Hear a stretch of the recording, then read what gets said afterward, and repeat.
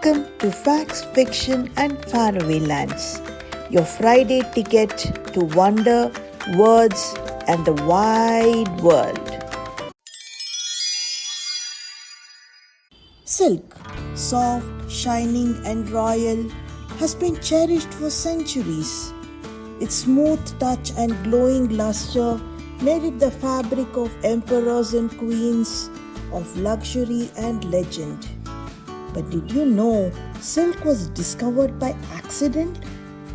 Legend has it that around 5,000 years ago in ancient China, Empress Li Zhu sat beneath a mulberry tree sipping her warm cup of tea. As the leaves rustled in the breeze, a small cocoon dropped straight into her cup. Curious, she picked it up, and as she tried to remove it, something magical happened. The cocoon began to unravel into long, delicate hands, so fine, so glossy, they shimmered in her hands. That very moment, the world's most treasured fabric was born. The Chinese knew they had discovered something special, and so, for thousands of years, they kept it a secret, guarded fiercely as precious as gold. Anyone who dared to share the secret of silk making faced a terrible punishment, death. Its secrets, no matter how well guarded, have wings. Whispers of silk traveled through traders, travelers, and tales. One legend says a Chinese princess marrying an Indian prince hid silkworm cocoons in her jeweled headgear and brought the secret to India. From China to Korea, India to Persia, and eventually to the world, the art of silk making slowly spread. Yet, for nearly 2,500 years, China remained the master of the silk world. And that, dear listener, is the story of a tiny cocoon that unraveled not just a thread, but a tale of wonder, mystery, and timeless beauty. Jalebi teaches a lesson. There once lived a man named Chetan. He was rich, very rich, but he never spent money, not even on himself. He lived with his wife Seema in a small shabby house and lived like a poor man even though he had plenty of wealth. Seema was a kind woman, but she felt sad. Chetan's heart was closed, even to joy.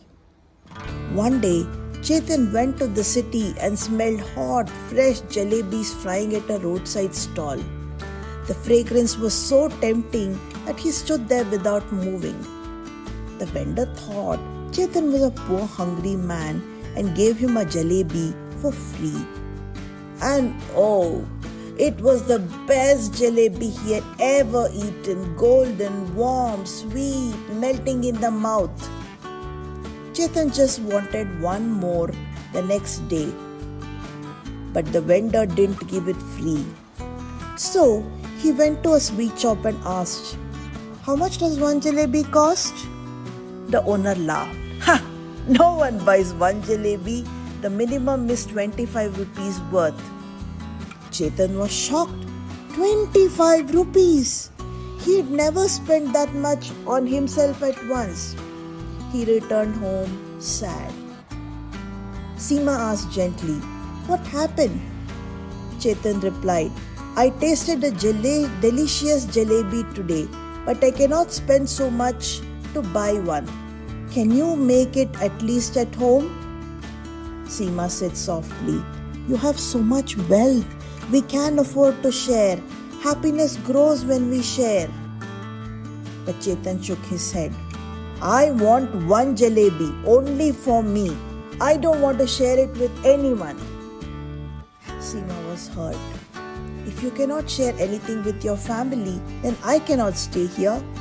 She left to her parents' home. The next day, Chetan tried to make the jalebi himself. He needed many ingredients and utensils. He didn't want to spend money on them. While thinking, He again saw the jalebi vendor closing his stall. Chetan asked, "Sir, can I have some ingredients just to make one jalebi?" The vendor agreed, but with two conditions. You cannot cut the jalebi, you must keep it at whole. If someone asks for food while you are eating, you must not refuse. Chetan happily agreed because he thought nobody would come to ask. That night, he shut all doors and windows so the smell wouldn't escape. He made a big, beautiful jalebi, golden and shiny with syrup. It smelled like heaven. He even made another one. Greed was growing, you see. And just as he sat to eat, knock knock, he froze. The vendor's words echoed, "If someone asks, you must share." Finally, he opened the door. A hungry sannyasi stood there with a begging bowl. "Son, do you have something to eat?" the sannyasi asked. Chetan looked at his two jalebis. They were stuck together. He could not separate them, whatever he did. So, he remembered what he had promised the vendor. He gave both. The sannyasi smiled and said, "Come with me." They walked to the nearby temple where two more monks were waiting with different kinds of food. They prayed and shared everything together. Chetan tasted many delicious dishes. But more than food, he tasted something new. Joy. The joy of sharing. The sannyasi then said gently, "I was the one who gave you the ingredients. I wanted you to learn joy multiples when shared." Chetan finally understood. He returned to Seema and said, "I care for you, Seema. Let us share everything, joy and sorrow together." From that day, Chetan changed. He learned that a heart full of love is more precious than a house full of money. Friends, happiness grows when we share. A jalebi taught Chetan what life could not. This week, we make our journey to Denmark. If you remember, the capital of Denmark is Copenhagen. Here's the world map with Denmark marked out for you. Here are two fun facts about Denmark. Welcome to Copenhagen, the capital of Denmark where bicycles outnumber people. Yes, really. Almost everyone rides a bike. Even kids pedal their way to school using a special bike lanes that crisscross the whole city. It is one of the most bike-friendly places in the world. But Denmark isn't just about wheels and wind. It's also the magical land of fairy tales. The world-famous storyteller Hans Christian Andersen, who gave us The Little Mermaid, The Ugly Duckling and Thumbelina, was born in a town called Odense, right here in Denmark.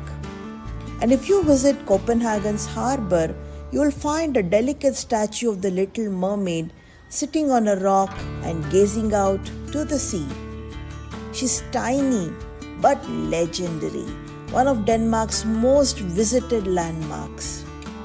Bicycles, fairy tales and seaside magic, Denmark is truly a land where imagination meets everyday life. Word of the week, Logophil. Spell it with me, Logophile.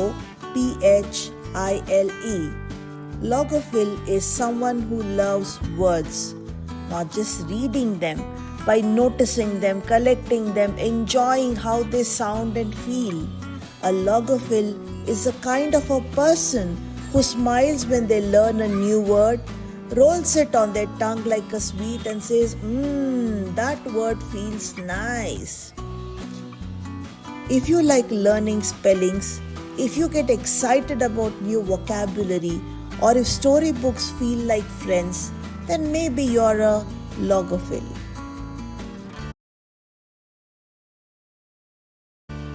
Wit of the week. Why did the logophil bring a ladder to school? to reach the big words. That wraps up another magical stop in facts, fiction, and faraway lands. Until next time, keep wondering. If you loved today's journey, don't forget to tap like, hit subscribe, and share it with your family and friends. Let's spread the magic of learning. Bye, Story Explorers. See you.